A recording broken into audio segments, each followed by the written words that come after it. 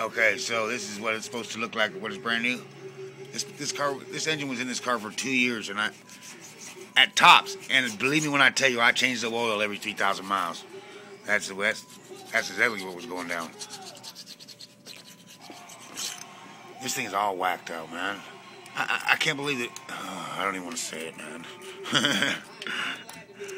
If I sold a car like this, if I engineered a car like this, man, shoot me in the head.